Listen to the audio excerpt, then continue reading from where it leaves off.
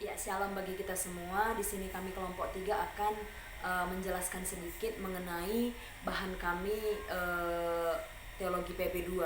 Nah, judul kami teologi kebangkitan dalam kitab 1 Korintus, yang dimana menjelaskan tentang kebangkitan Yesus dalam kitab 1 Korintus.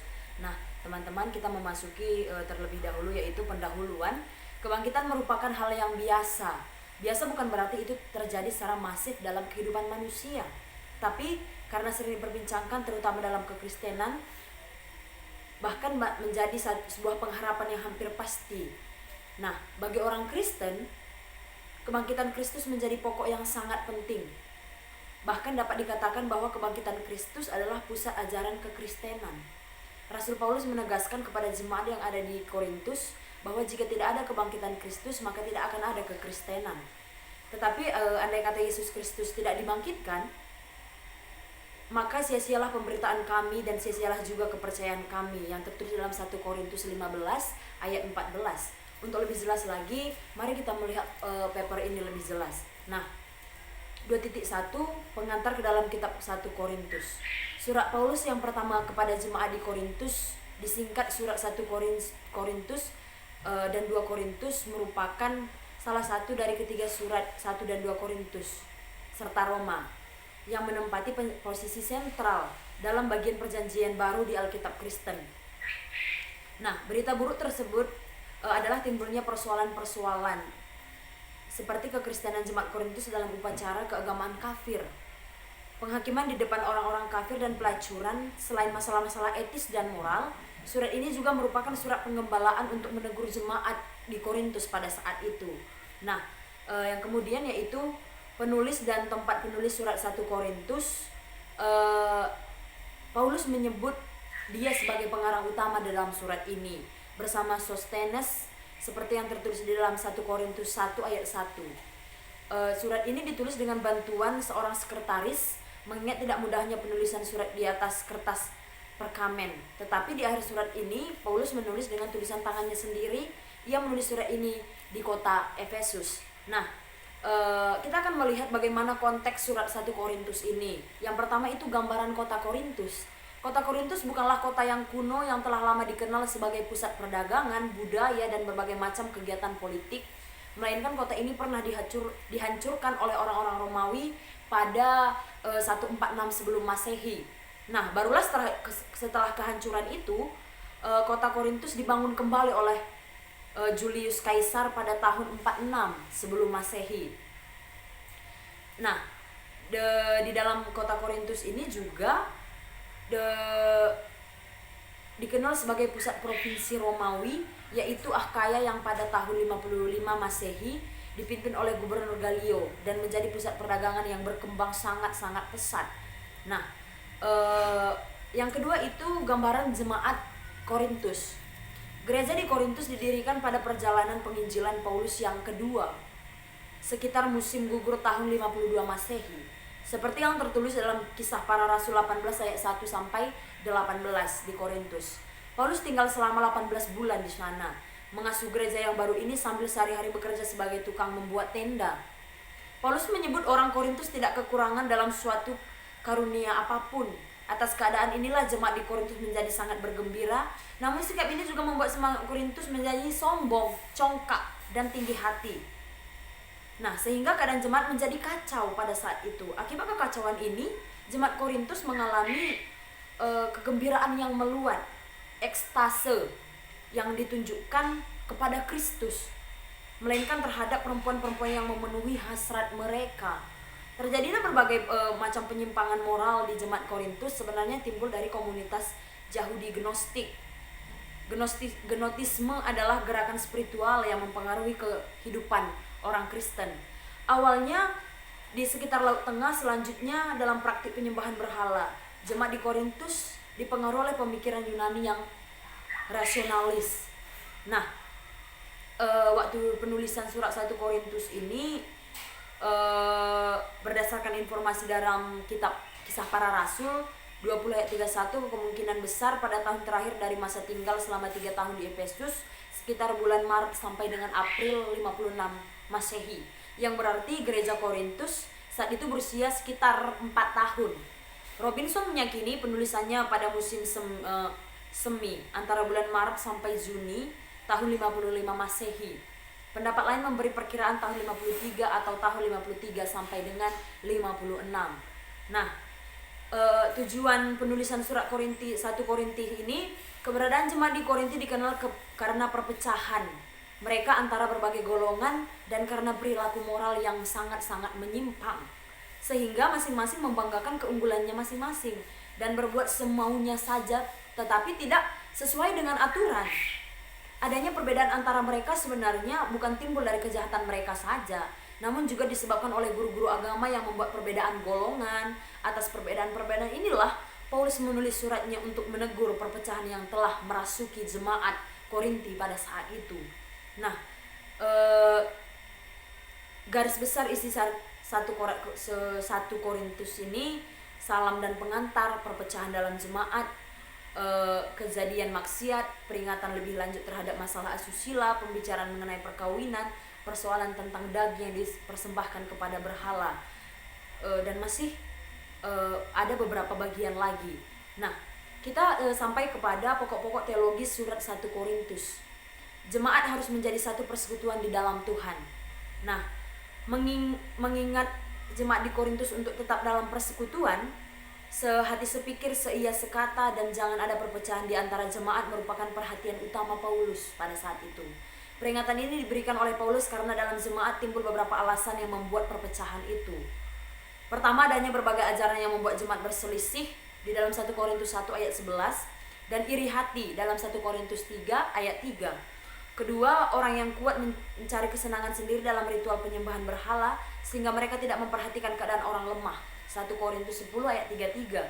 Kemudian yang ketiga, adanya orang-orang tertentu yang melahap habis hidangan saat perjamuan bersama sehingga orang yang datang belakangan tidak mendapatkan jatahnya dan menjadi lapar. 1 Korintus 11 ayat 17 sampai 34. Nah, Paulus menggunakan metafora tentang banyak anggota dalam satu tubuh untuk memberitahu jemaat bahwa setiap anggota harus saling mendukung, harus saling memotivasi. Nah, yang kedua itu hidup kudus sebagai tubuh Kristus. Sebagai umat Allah, di dalam 1 Korintus 1 ayat 24 dan 10 ayat 32, jemaat harus menunjukkan hidupnya dalam kekudusan. Paulus harus mengingatkan bahwa status mereka bukanlah orang biasa, melainkan mereka adalah umat yang telah disucikan, dikuduskan serta dibenarkan oleh Allah dalam Yesus Kristus dan Roh Kudus. Peringatan ini diberikan oleh Paulus karena banyak dari anggota jemaat yang terlibat dalam hubungan seks. Bahkan hubungan seks sesama anggota keluarga padahal mereka belum ada dalam hubungan suami istri. Ada juga yang datang ke kuil-kuil untuk dilayani pelacur dan melakukan ritual-ritual penyembahan berhala. Nah, yang ketiga itu kebangkitan orang mati. Permasalahan ini timbul ke permukaan disebabkan oleh sekelompok orang yang tidak menghakimi kebangkitan tubuh yang tertulis dalam 1 Korintus 15 ayat 12 serta bagaimana kebangkitan itu terjadi 1 Korintus 15 ayat 35, jiwa dan tubuh. Maka dari itulah jemaat Kristen di Korintus tidak percaya akan hal ini karena pemahaman mereka yang masih dipengaruhi oleh Helenistik yang mengatakan bahwa jika ada kehidupan sesudah kematian maka hanya merupakan tipe dari suatu keberadaan yang tidak bertumbuh. Maka tanggapan Paulus akan hal ini menegaskan bahwa orang yang sudah mati dapat bangkit sekalipun tubuh jasmaninya telah hancur, karena menurutnya kehancuran tubuh jasmani itu akan diganti dengan tubuh rohani dalam kepribadian yang dikenal Allah. Nah, ia menegaskan bahwa tanpa kebangkitan tubuh tidak mungkin ada kekekalan yang tertulis dalam 1 Korintus 15 ayat 18 dan 19. Nah, konsep kebangkitan dalam Alkitab yang pertama itu konsep kebangkitan dalam Perjanjian Lama. Dalam Perjanjian Lama, kebangkitan seorang dari kematian dinyatakan paling sedikit sebanyak 8 kali. Beberapa penyataan PL Perjanjian Lama menyatakan kebangkitan dalam pengertian pemeliharaan hukum, bukan kondisi setelah mati dan dari individu. Nah, jadi jawabannya adalah bahwa Allah adalah penebus dan pembebas. Itu adalah kondisi setelah mati yang merupakan sebuah pengakuan tentang kepercayaan terhadap hidup setelah kematian. Yang kedua yaitu konsep kebangkitan dalam Perjanjian Baru. Ada 5 jenis kebangkitan yang dapat dibedakan dalam penggunaan Perjanjian Baru, yaitu kebangkitan fisik yang lalu dari orang-orang tertentu kepada kehidupan yang fana yang diperbaharui. Dan yang kedua kebangkitan tubuh Kristus yang lalu kepada immortalitas. Dan yang ketiga kebangkitan rohani yang lalu dari orang-orang percaya kepada kehidupan baru dalam Kristus. Yang keempat, kebangkitan orang percaya di masa depan kepada immortalitas. Dan yang terakhir, kelima, kebangkitan pribadi orang-orang tidak percaya di masa depan untuk penghukuman. Nah, selanjutnya kebangkitan menurut kitab 1 Korintus. Ada beberapa kata yang berbeda yang digunakan untuk menggambarkan ide tentang kebangkitan dalam tulisan Paulus.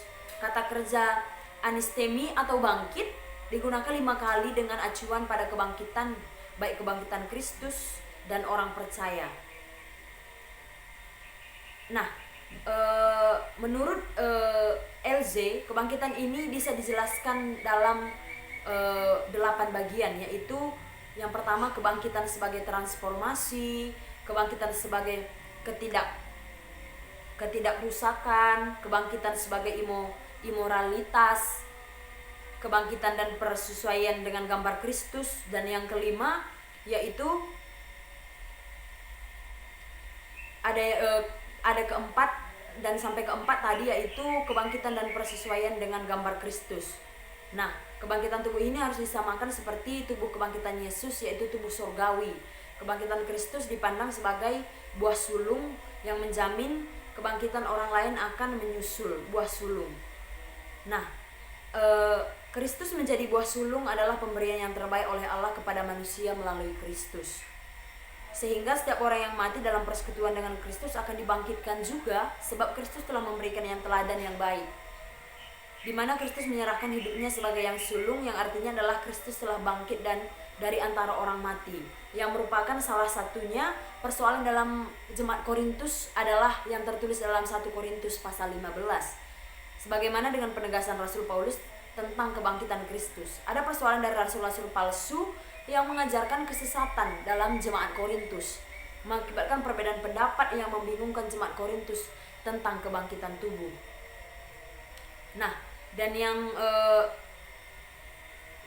pentingnya kebangkitan Kristus bagi orang percaya di dalam 1 Korintus 15 ayat 13-19 ini, jikalau Kristus tidak bangkit, maka orang-orang yang mati dalam Kristus akan tetap mati dalam pengertian mutlak tanpa pengharapan apapun untuk kebangkitan.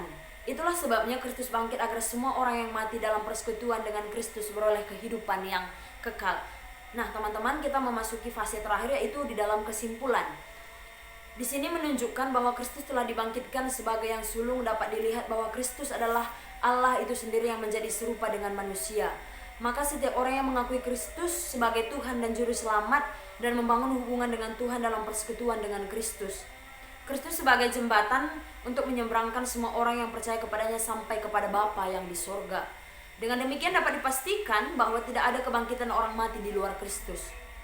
Orang mati dalam Kristus dibangkitkan sebagai yang sulung untuk menyediakan atau melimpahkan anugerah keselamatan yang besar kepada manusia. Karena Yesus bangkit, maka ia pergi ke sorga untuk menyediakan tempat bagi para pengikutnya. Pentingnya kebangkitan Kristus bagi orang percaya, 1 Korintus 15 ayat 13-19. Jikalau Kristus tidak bangkit, maka orang-orang yang mati dalam Kristus akan tetap mati dalam pengertian mutlak tanpa pengharapan apapun untuk kebangkitan. Itulah sebabnya Kristus bangkit agar semua orang yang mati dalam persekutuan dengan Kristus beroleh kehidupan yang kekal. Inilah presentase dari kami kelompok 3. Sekian dan terima kasih.